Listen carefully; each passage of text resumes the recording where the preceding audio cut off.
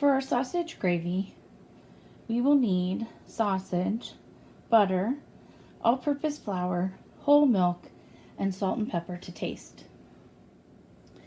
The equipment that we'll use to make our sausage gravy is a large, deep skillet. We'll need a wooden spoon for cooking the sausage. I have two different types of whisks here that I want to show you. So I have a flat whisk that makes contact with the bottom of the pan really well, so I'm going to use that. If I didn't have a whisk like this, or silicone coated, since this is a non-stick surface, I would simply stir my gravy with a wooden spoon. I would never use the metal whisk in the non-stick pan. So I have a whisk, I have a wooden spoon, I have a slotted spoon because we're going to take the sausage out at one point while we make the gravy, and then I have a dry measuring cup for the flour and a liquid measuring cup for the milk, a spatula to level the flour off with, and a scraper to make sure that all of the milk comes out of the measuring cup. And then I have a small glass bowl to hold the sausage while we make the gravy portion of the sausage gravy. So before I get anything started on the heat, I want to measure everything, get everything ready to go. I want a mise en place. So I'm going to take my flour, and I am going to double this recipe. So instead of a 1/4 cup of flour, I'm going to do a 1/2 cup.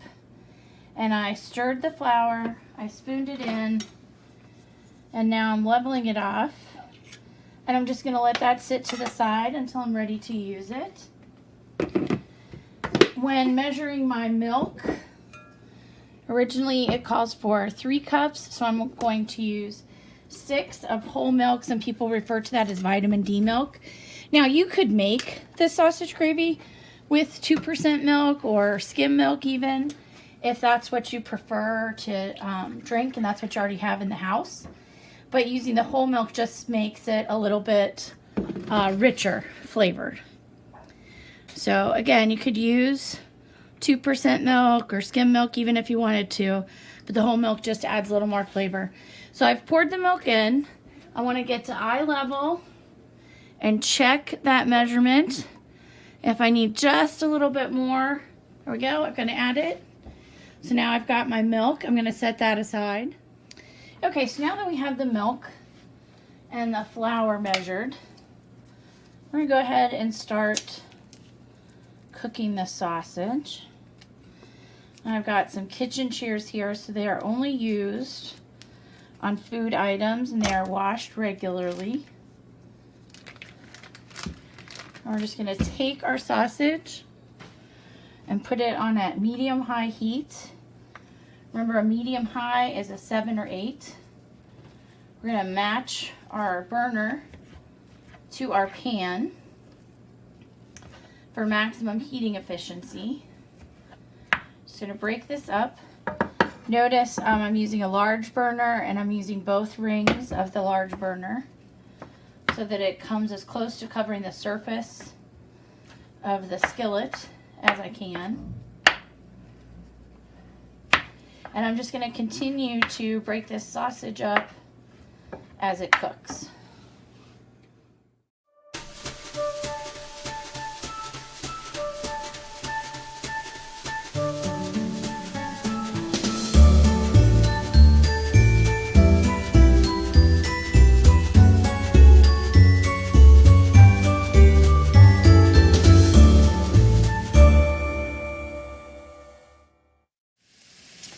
Now, we want to cook our sausage until it is no longer pink. And the key here is to get it to the point that it's no longer pink, but at the same time, we don't want to overcook it to the point that it's brown, crispy, overcooked sausage, almost burnt. And then once we have it, so we have eliminated all of the pink, then we're going to gather that glass bowl or that small bowl, and we are going to use that slotted spoon to get as much of the sausage out of the skillet as we can. We're just going to set it aside in that bowl temporarily. We're not going to worry about taking the grease out of here. We're going to let the grease that's in here add flavor to where I'm going to turn this off while I finish getting this out of here so I don't burn anything. When I turn it back on, instead of medium high, I'm going to turn it on to medium. So I'm getting my sausage, my fully cooked, no longer pink, but not burn up sausage, out of my skillet. There we go, that's the majority of it. We'll set that bowl aside. And then to the skillet, I'm going to add the butter or margarine. So the original recipe calls for 3 tablespoons. Since I'm doubling it, I am going to add 6 tablespoons. And you can see the leftover heat is already starting to melt that.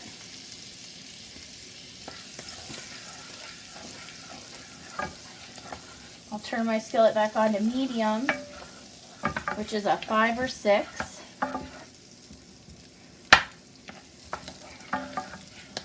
Once my butter is melted, I'm going to add my flour and stir it smooth. And then I will have created a roux. When we mix this fat and flour together, that creates a roux, R-O-U-X. And because sausage gravy is made in a bechamel or a white sauce, we just need a white roux. We're not going to get a lot of color on this because that's not the flavor we're looking for. So I've almost got my butter melted. Probably should have taken some of those larger pieces and cut them when I put them in so they melted a little bit faster. Because I also don't want to burn my butter. That's also not the flavor we're looking for. So now that it's all melted, I'm going to take that flour that I already measured.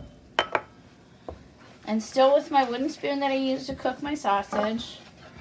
And on a medium heat, I'm going to create this roux.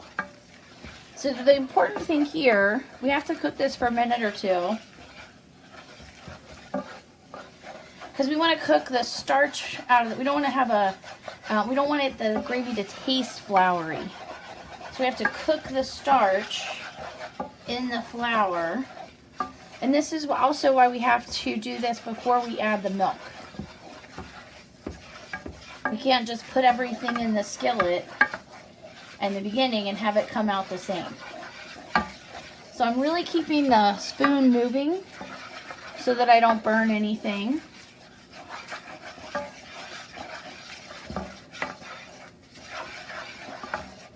And then once this is cooked for a minute or two and I've gotten those nice bubbles all over the pan, then I'm going to add my milk. And I'm going to start whisking it in. And again, I'm going to use this flat-bottomed silicone whisk. But if I didn't have that, I would just use my wooden spoon. So again, this is still medium heat.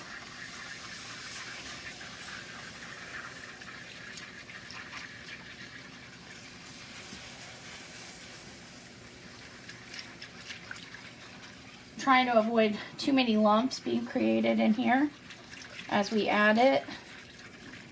So adding a little bit gradually, kind of get it mixed, incorporated well. A little more until I have all of the milk that the recipe called for in the pan.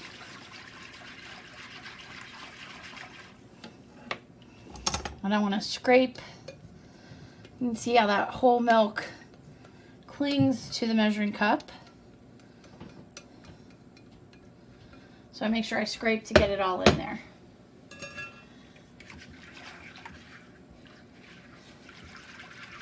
So now you have to stir this continually for about 12 to 15 minutes. Or we're going to whisk it in until it's thickened. So it's going to take us a little bit of time here. And we want to keep whisking it, going on the sides, getting any flour that has gone up on the sides back into the mixture. Make sure you are moving everything off the bottom of the pan, so you're continually going over all surfaces of the bottom. So our sausage gravy, I mentioned, starts with a white sauce. And a white sauce is one of 5 sauces that are referred to as mother sauces. Classically, a white sauce is referred to as a bechamel. And there's a lot of things that we can do with a bechamel. So it's a mother sauce is called that because you can make several derivative sauces from it. You change a few ingredients, and there's a lot you can do. Like, we've already changed this a little by having the fat from the sausage in there towards our sausage gravy. Just the butter, the flour, and the milk would have been our classic bechamel or white sauce. The 4 other mother sauces are velouté, brown sauce, which sometimes you'll hear referred to as demi-glace, tomato sauce, and hollandaise sauce. Those are the 5 mother sauces: bechamel, velouté, demi-glace, tomato, and hollandaise. Like I said, with the addition of a few other ingredients to a mother sauce, you can create what is referred to as a derivative sauce. So from the bechamel, for example, if I added cheddar cheese to this, I would have a cheddar sauce. If I added reduced cream and lemon juice, I would produce a creme sauce. Today we're going to make sausage gravy. If I took the basic white sauce or the basic bechamel and just added pepper, I'd have a country gravy, like some people put on mashed potatoes or you find on country fried steak. So I feel like knowing how to make a white sauce or a bechamel is pretty important because there are so many sauces that can be made from it. So it was mentioned that this sauce started with a roux. A roux is a mixture of equal parts fat and flour by weight, and then it can be cooked to varying degrees depending on the flavor that you're looking for. And the cooking process is important because it eliminates that raw starch flavor from the flour, as I mentioned. You have to do it in the order stated. You have to melt the fat, add the flour, cook it for a few minutes, and get that raw starch flavor out. Now in a professional kitchen, they might choose to use clarified butter as the fat. Because if you recall, I mentioned I didn't want to burn my butter. And so using a clarified butter is one way to help prevent that because the milk solids are out. And that allows you to cook it to a higher temperature before it would burn. And then for this, we left the sausage grease in along with our butter, just to add a little more of that sausage flavor. So we left the sausage grease in to add flavor to our sausage gravy. So we're going to continue to cook and stir this until it has begun to thicken, and then we'll move on to the next step.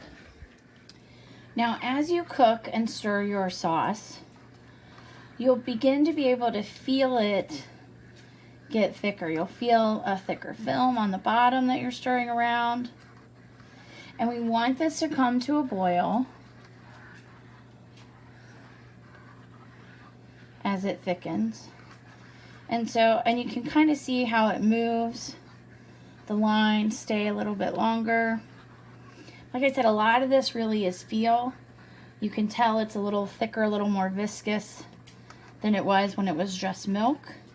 The other thing that you can tell it's getting a little bit thicker, that it's almost to the point for the next step, is when I stop stirring.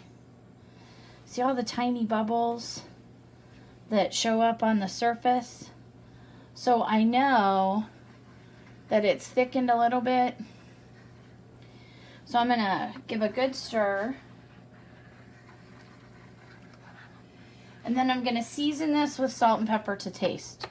So that means I add just as much as I think that I want for flavor.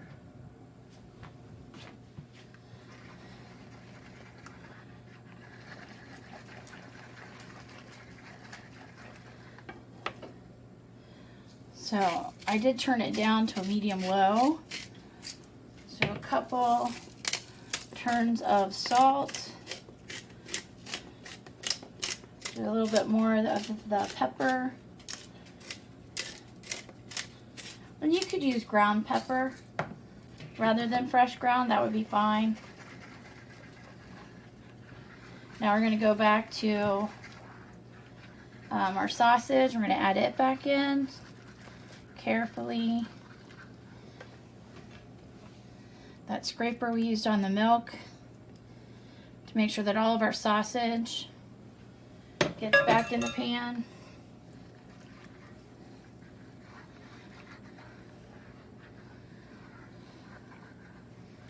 And I'm going to turn this down to a medium low or low. And I'm going to let it simmer for 12 to 15 minutes. And I'm just looking for a thickness that would be nice to spoon over biscuits.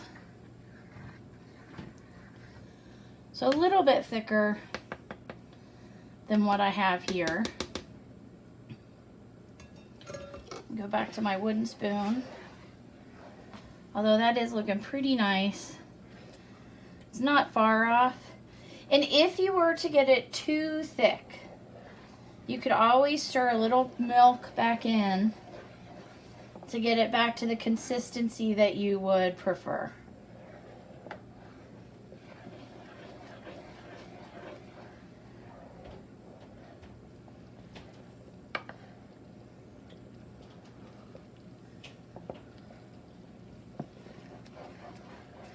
You can really tell it's getting thick because sometimes when I stir, you can see the bottom of the skillet just briefly.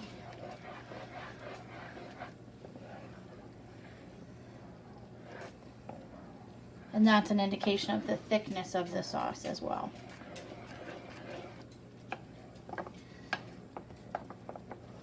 So actually I think this looks pretty good. I don't think it's going to need that time. If you weren't ready to serve this, you could set this aside with a lid and have it just keep warm. I would do that with the heat off until your biscuits were ready to serve.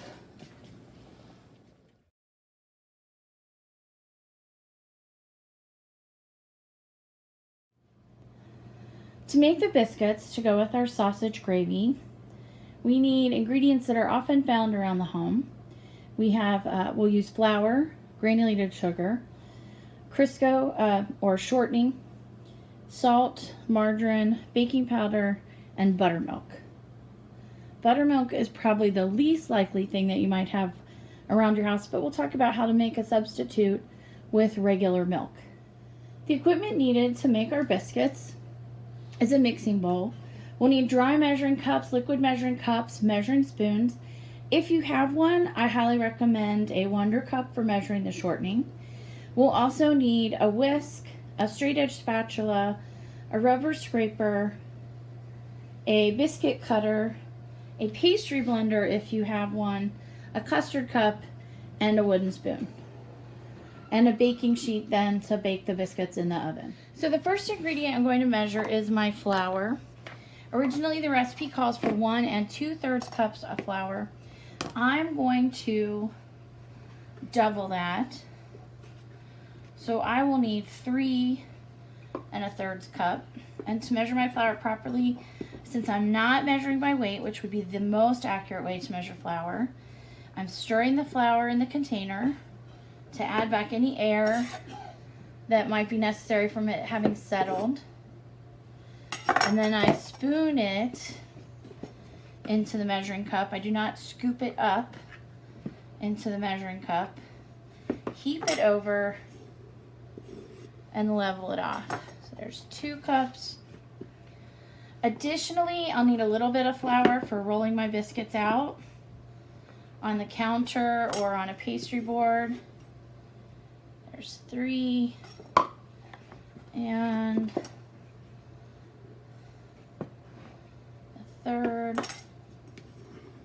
So all my dry ingredients are going to go into this mixing bowl. I'm going to grab just a little extra flour, like I mentioned, for the rolling out process. And then I need 1 tablespoon and 1 teaspoon of baking powder. Again, this needs to be measured so it's heaped over and leveled off, but that's easily done with the edge of the can. So a tablespoon. Remember, tablespoon is often abbreviated as a capital T in recipes. And then here's my teaspoon. Again, using that flat edge to level it off as it comes out. I need a tablespoon of granulated sugar. So granulated sugar I can just scoop up, heap over, level off. And that measures granulated sugar accurately. And then, oh, I gotta do that twice because I'm doubling. Same for my baking powder. I gotta go back and add double.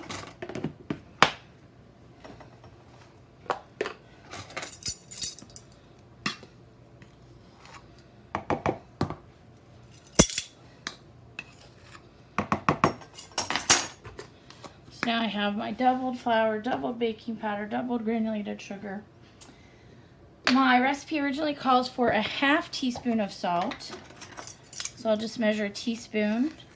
Again, scoop that up so that it heaps over, level it off, and then it's ready to go in. So now I have all of my dry ingredients. And to make sure those are mixed together thoroughly, I'm going to whisk them. Because a whisk adds air, it eliminates lumps, and our main goal here is mix this thoroughly. So we'll whisk those together, and then we'll set that aside. And the next thing we're going to do is measure our shortening. Now originally it calls for 1/3 cup, so I'm going to need 2/3 of a cup. And you can see that on the sides of the Wonder Cup here, it has measurements. And what we do is we simply make the inner piece, in this case it's yellow, match with the line of the measurement that we want. So here I want 2/3 of a cup because I'm going to double this. So then I'm going to take a rubber scraper and press that into the Wonder Cup. If I did not have a Wonder Cup, I would do the same process with a dry measuring cup. But in this case, I'd have to do the 1/3 cup twice because most dry measuring cup sets do not come with a 2/3 cup. So in that case, you just do the 1/3 cup 2 times. So there's my shortening. Now I need my buttermilk, which is originally 2/3 of a cup. Shake this a little. Buttermilk likes to settle, so it's a good idea to shake it before you measure it, even if it's a brand new container. So I've got my liquid measuring cup on a level surface. I'm going to pour my buttermilk in until I get 1 1/3 cup because I'm doubling this recipe. When I think it's the right amount, then I'm going to bend down to check at eye level, and if it's a little low, I'll add a little more, and if I overdid it, I'll pour a little back out. But this was just perfect. And then I also need some butter or margarine.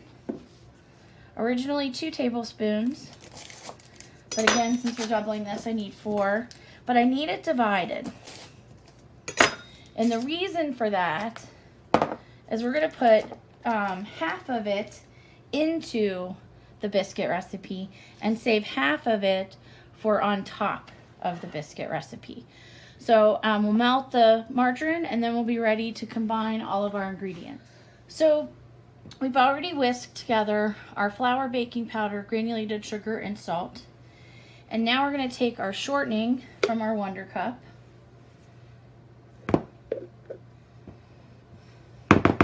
If you needed to measure this in a dry measuring cup, it would be important to make sure you scraped that clean to get everything in there. And now we're going to use our pastry blender, if you have one, to cut in. Anytime you see that term in a recipe, it tells you pastry blender if you have one. So we're going to push turn until the shortening cut into the flour mixture resembles coarse crumbs. I want it to kind of look like somebody crushed up saltine crackers and poured them into the bowl. And every so often, you have to clean off the pastry blender. And then every time you do that, stir through. It just helps get any chunks of that shortening coated in flour, so it's easier to cut the rest in.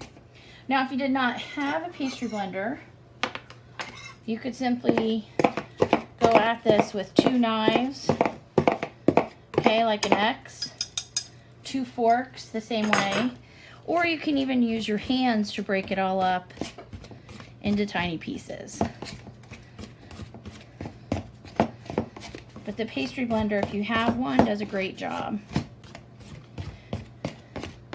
It's not a tool you use very often, but it's not very expensive, and it's well worth it when the recipe calls for it. So now that we've got our shortening all cut up into tiny pieces all over the bowl,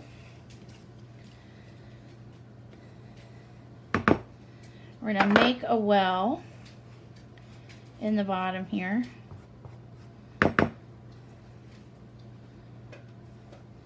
And we're going to pour our buttermilk into that well. Let's scrape that measuring cup clean. And then half all of the buttermilk and half of the margarine. All of the buttermilk, half of the margarine. And then we're just going to take a wooden spoon and gently bring that together.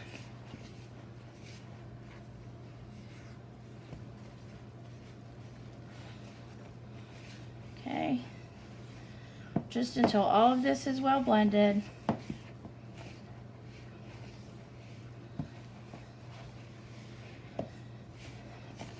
And it should be kind of dry because it's going to come together as a dough that we can work with our hands on a surface. I'm going to use my counter, but you could use a pastry board or a cutting board if you liked that better.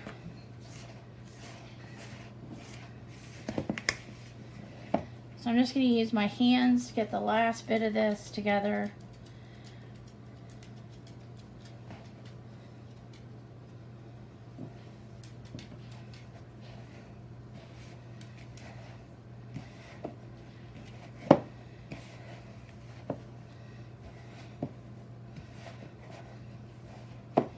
And it should be a nice, well-formed dough here in just a minute or so. Notice how it sticks less and less to the sides of the bowl. It's going to form a ball, basically.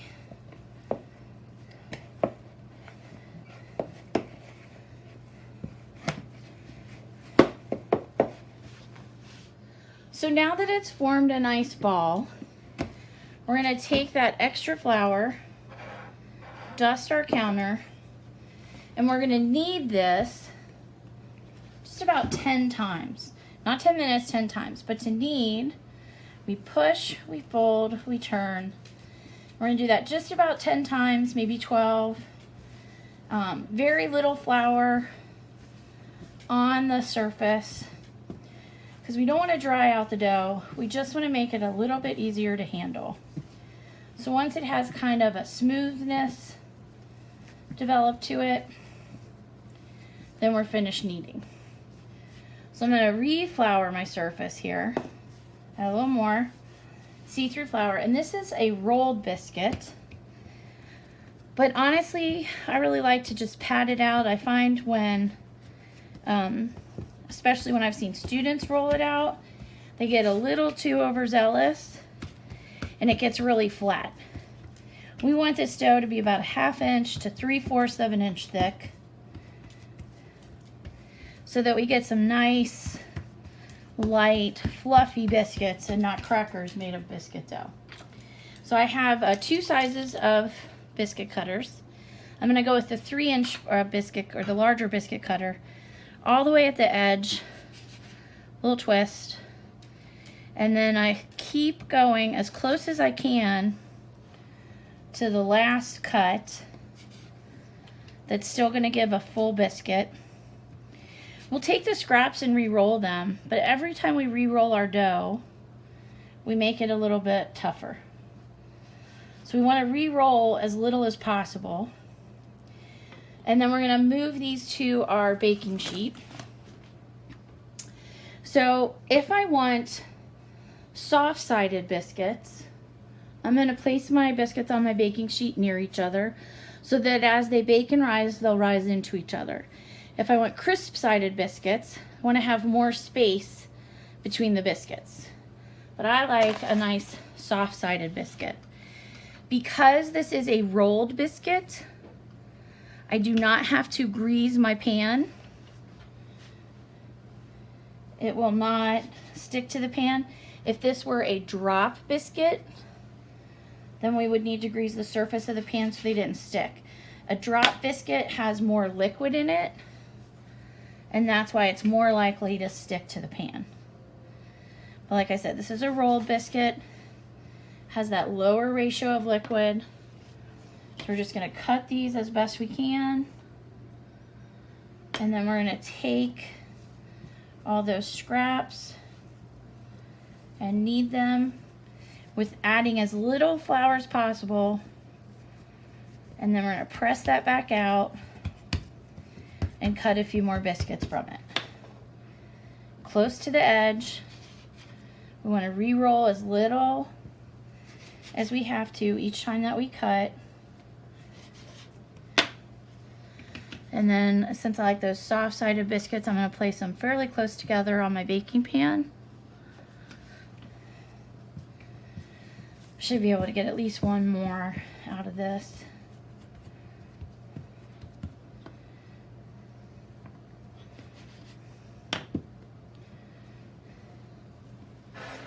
Okay, so in my doubled recipe, I got about a dozen. Now, if I'd chosen a smaller cutter, I could have still gotten 6 to 9 biscuits. I could have gotten 9 to 12 biscuits out of a single recipe. I just would have had smaller size biscuits. So now that I have them on the pan, they're going to go into a oven that's been preheating at 450 degrees. And they're going to bake for about 10 to 12 minutes. So here you can see our biscuits have come out of the oven. The tops have started to brown on all of the biscuits. And now we're going to take those last two, that other half of the margarine, and brush the tops. And then our biscuits will be ready to serve. So we'll just use this to coat all of the biscuits. Use all of the margarine. So make sure you get some on each biscuit at first. And then you can go back and add any remaining margarine to biscuits that look like they got missed or didn't get enough. But make sure they all get some first before you go too heavily on any one biscuit.